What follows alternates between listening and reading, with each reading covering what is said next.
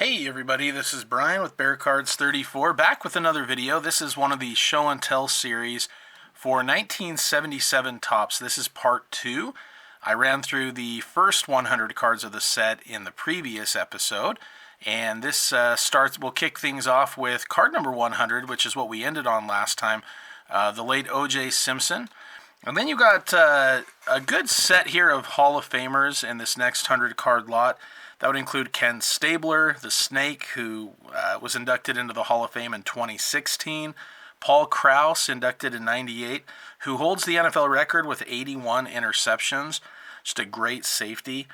And then we've got Emmett Thomas right here for the Chiefs, one of the greats. Super Bowl champion, inducted in 2008.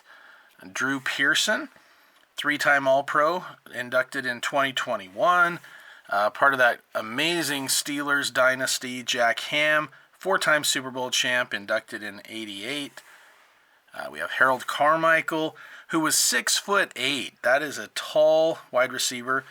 He was inducted back in 2020. I was a big fan of his. Ron Yeri right here, six-time All-Pro, inducted in 2001. Another great player, Willie Lanier, eight-time All-Pro, inducted back in 1986. We have Charlie Joyner, 96 inductee, and when he retired, he was the all-time leader in receiving yards and receptions.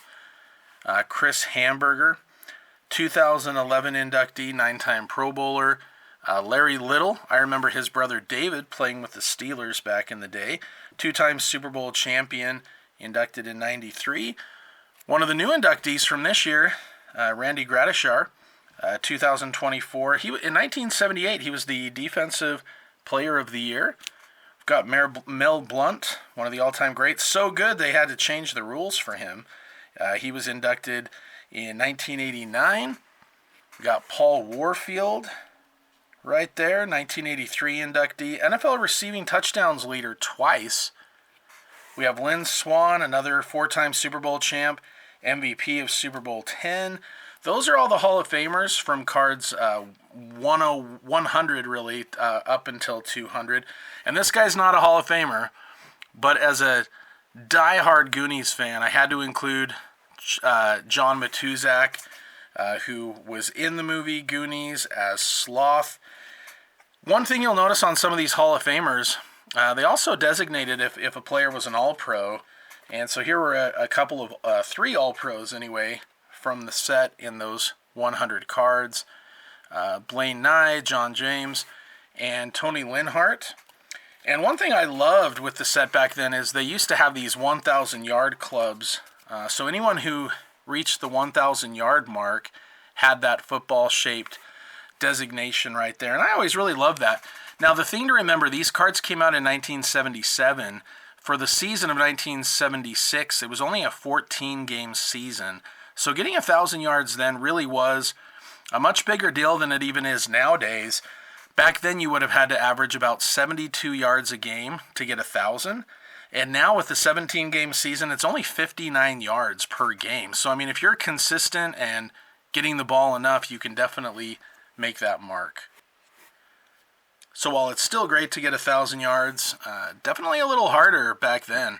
And I'm from the state of Utah, so I always like to include the locals in the NFL. So one of those, a lot of you will have known of this guy if you've been around for a little while, Bob Trumpy.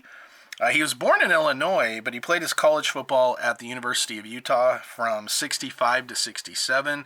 And I knew him more as an announcer on TV calling games. And then this guy right here for the Bills, Marv Bateman, another University of Utah player. He was born in Salt Lake City. Two-time first-team All-American, and that year at the beginning of the set, you'll see he was the AFC punting leader.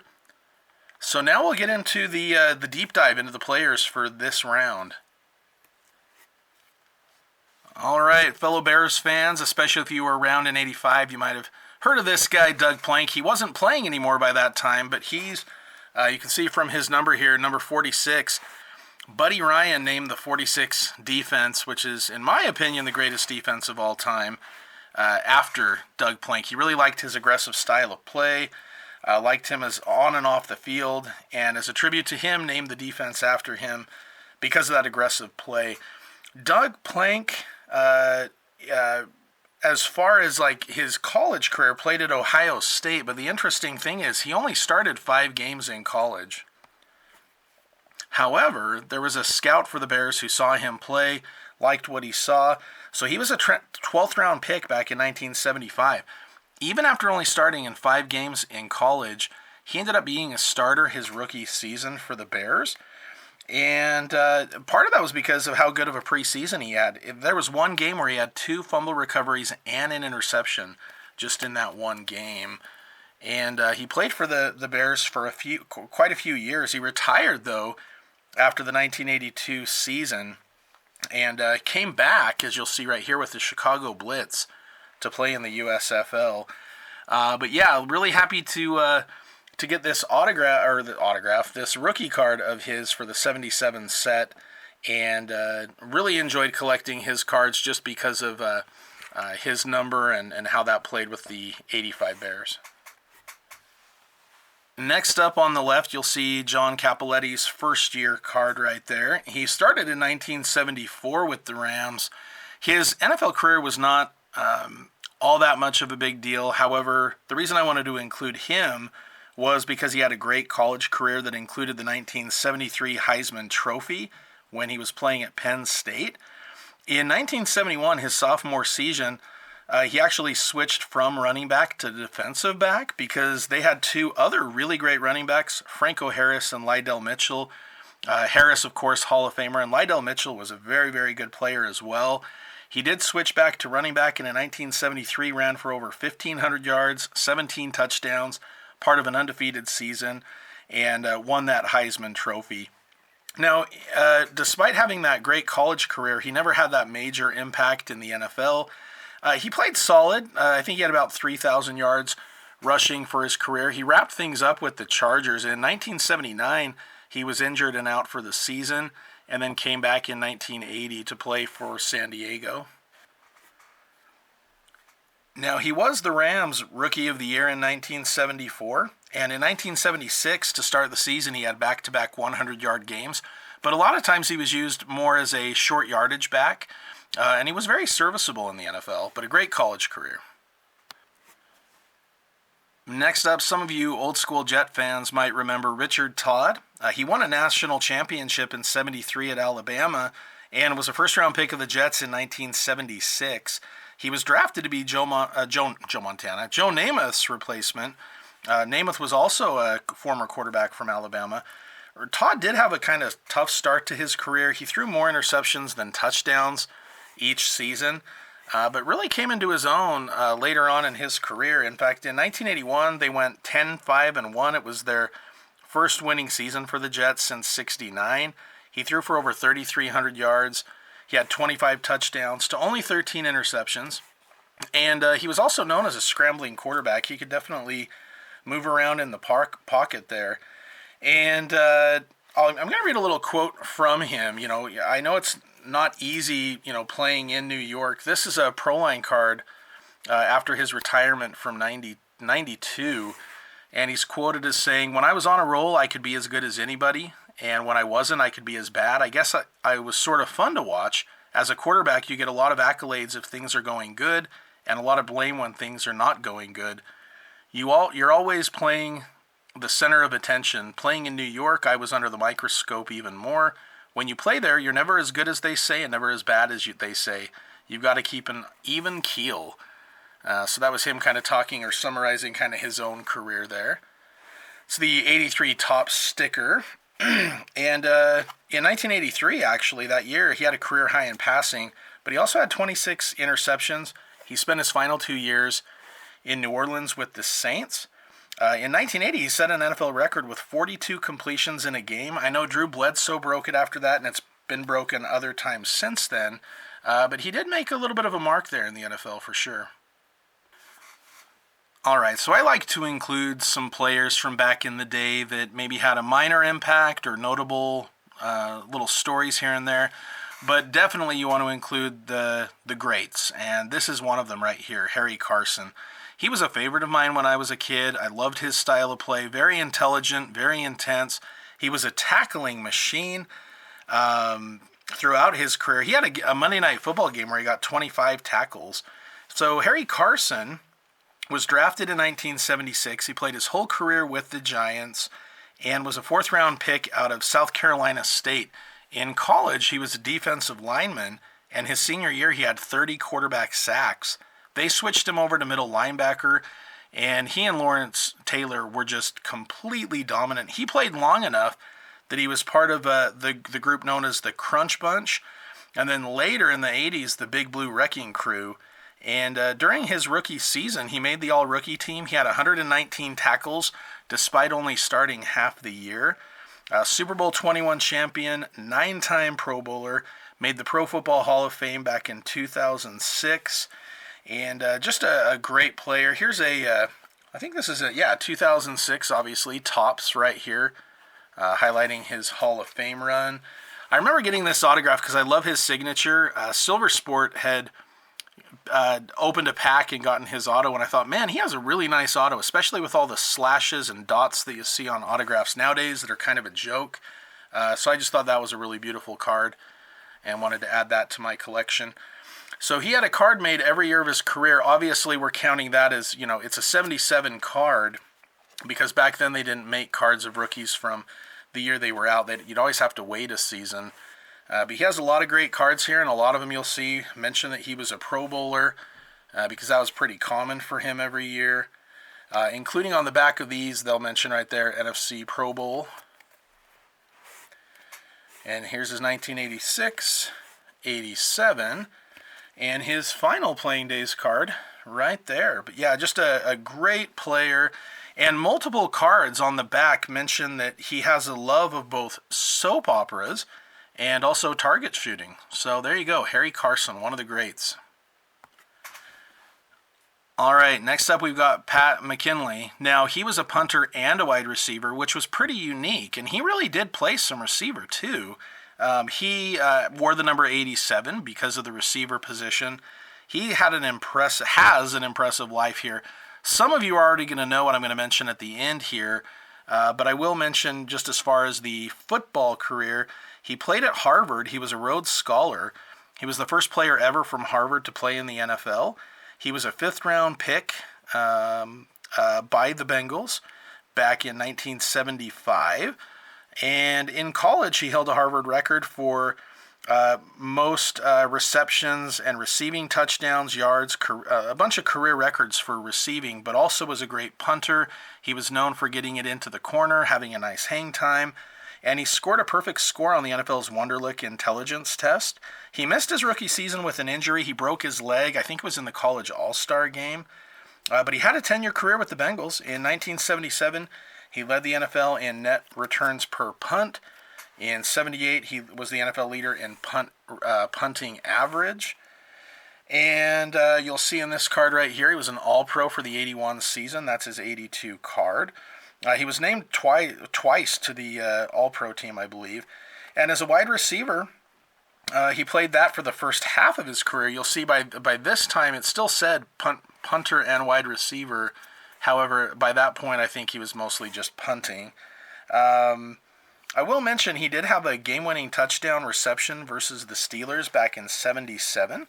There is a game back in 1980 versus the Browns where he got knocked, I think, was it Tom Darden? I can't remember. But anyway, he got knocked out of a game for like 10 minutes on the field. And then he came back in the second half and had 3 receptions for 86 yards and a touchdown, which is pretty impressive, pretty tough for a punter.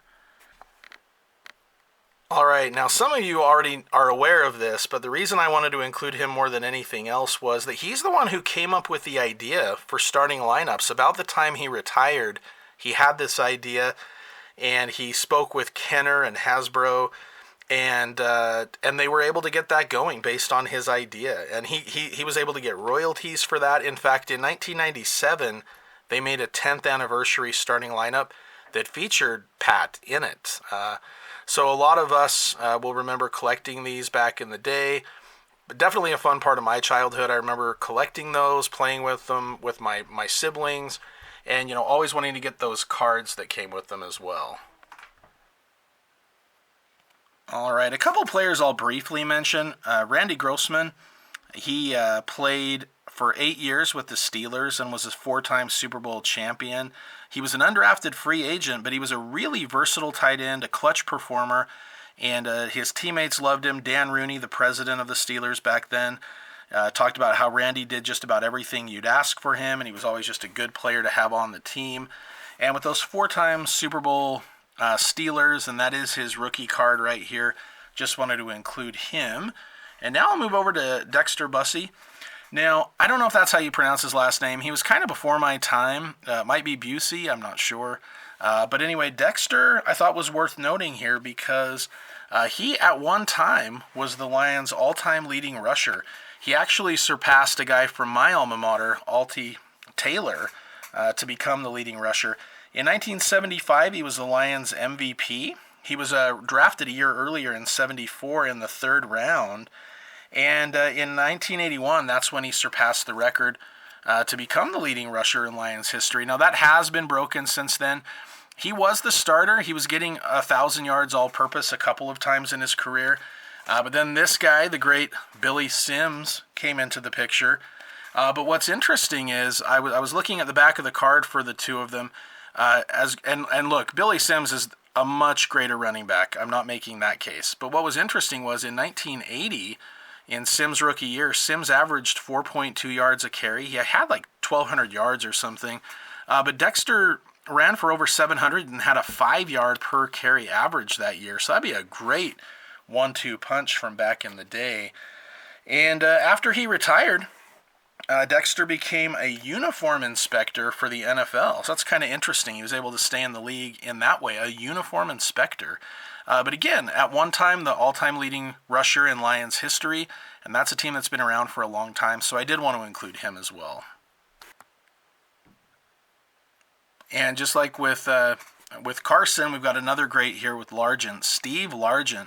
Now, I want to make a note. I mentioned this in my channel before. This is the BCCG slab. I remember when I first got back into collecting in around 2013-ish. That was my first graded card that I ever purchased. I had no idea the differences between the different grading companies, so I just was excited, and I still am excited to get a Steve Largent rookie card. That was one of the cards growing up that I always wanted and never got. Yoda, as he was known by some, is one of the all-time great receivers, and he played college ball at Tulsa. He was the 117th pick in the 1976 draft by the Houston Oilers. A lot of people may not know that. The Oilers were about to cut him. Coach Bum Phillips told Largent he was going to get cut. He made the comment of, I already have enough receivers. So Largent was thinking he was about to be cut, wasn't sure what to do. And then the Seahawks, after the preseason, offered an 8th-round pick in the 1977 draft for Steve Largent, and thankfully for them they did. I looked up who the player was that the Oilers got in return for Steve Largent, and it's a player named Steve Davis, who was a wide receiver at Georgia, but I could not find any NFL stats on him whatsoever, so I'm assuming he did not even make the team. Whereas with Largent here, he went on to break all kinds of records. In fact, I'll show you, when I was a kid, there were a couple of things that would let me know if a player was good. One of them were these right here. If there was a player that had a 1,000-yard club card, that let me know they were a pretty talented player. And the other way that I would know were from the, let's see if I can get these out here, the record breaker cards. So right there, most seasons with 50 more receptions after the 85 season. In 86, most consecutive games with 1 or more reception. And then in 87, the most receiving yards in a career. He also went on to have the all-time leading mark for receptions and reception touchdowns. So receiving yards, touchdowns, he broke them all. And, that was the thing for me as a kid, just, really, seeing those record breaker cards and those 1,000-yard club cards really let me know that he was one of the greats. And so I always respected Steve Largent and his game. And, yeah, he had a card made every year with Topps through his career. And this was his final season of playing day cards right here, and it was nice because he was able to have the Topps card, the Pro Set card, the score card, and this is a year that I got so thrilled because they had color photos on the back, which was a new thing for me as a football card collector. He is included in the 1991 Pro Line set as well, and Action Packed included him in their set. I think that's an awesome photo. So he's a part of the regular set, but it even mentions, that he's retired there. But they wanted to do a little tribute card to him and included him in the set there. And Pacific, before this insert set had come out, Pacific had already done a series of cards with Largent that you can find online if you're interested. But these were insert cards that you could find in the packs. So Great Rookie Start, Largent Leads NFL, High Steppin', NFL Leader, Team Captain, Pro Bowl, Man of the Year, the Final Season, and this card right here of the Retirement Celebration. And another thing you could get out of that was an autograph, and this is back when it was not common for these to be found in anything. Pro Line was basically the one you could get that you might find autos in, and Pacific did that as well. So you could get these autograph cards. They were numbered out of 1,000, and this is one of the ones that never was circulated, so it doesn't have the number on it. But I was able to pick that up a while ago, and happy to have that in my collection. And you'll still see him popping up in insert sets these days as well, which I'm really thrilled about. I love the old school throwback here. And I remember I used to get a lot of Score, and they would have different variations of the card. I have the player run of Walter Payton on that one, but those were kind of fun too. So I will say with him, he played 14 years from 76 to 89. He made the All-Rookie team his first season, twice led the NFL in receiving yards in 79 and 85, 5-time All-Pro, 7-time Pro Bowler. And when he retired after the 89 season, like I said, he had all the big receiving records. Obviously, Jerry Rice passed those up and then some, but Largent was a great player. He had over 800 catches, over 13,000 yards, made the Hall of Fame in 1995. His number 80 is retired. He's part of the All-80s Decade team, the 100th Anniversary All-Time team, and he did get into politics after football as well. Next up, we've got Dewey Selmon. He was a second-round pick by the Buccaneers out of Oklahoma. He actually joined his brother, Hall of Famer Leroy Selmon, to play with him once again with the Tampa Bay Buccaneers. They were national champions twice over in college at Oklahoma. And 1975 All-American. In 1978, Dewey Selmon was the MVP of the team, and in 79 he was a second-team All-Pro. He only played 7 years. His final season was in 1982, I believe, with San Diego. So he got this card. They have the Football Brothers card with Dewey and Leroy, and you can see Dewey in his Chargers uniform. As far as Topps cards, that's his only card with the Chargers there. But Dewey was really a talented player, and you can notice here on the rookie card of his on the left shows his position as defensive tackle, and then he switched over to linebacker after that. But a really talented player, not quite as great as his brother, but still very talented in his own right.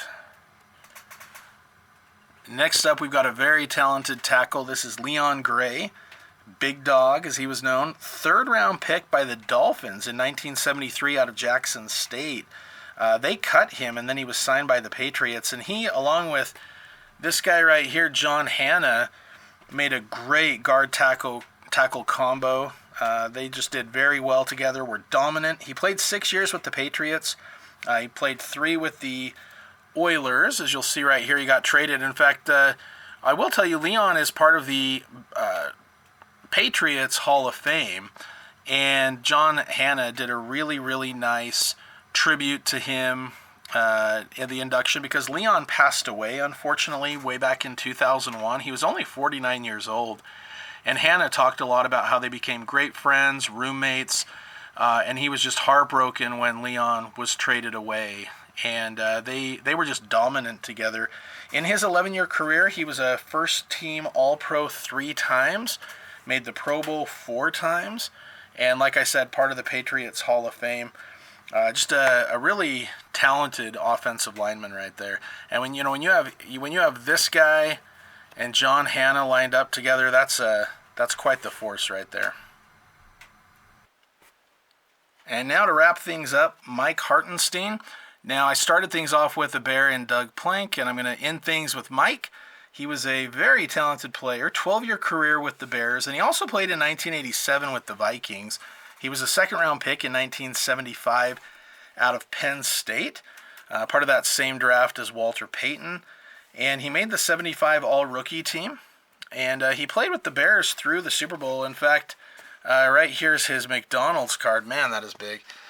So he was the oldest player on the Bears Super Bowl 20 team. He was 32 and a half years old, so I'm guessing he was just barely older than Peyton there. And he was actually named as one of the 100 greatest Bears of all time in 2019, which is saying a lot because they have quite a storied history and they've been around forever.